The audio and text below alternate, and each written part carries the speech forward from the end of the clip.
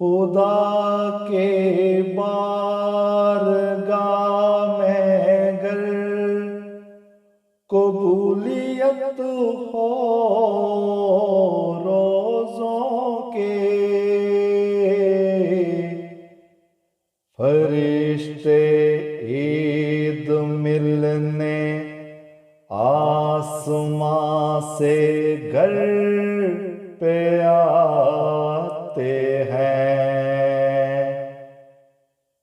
सुना है ईद के दिन वो गले मिलते हैं लोगों से,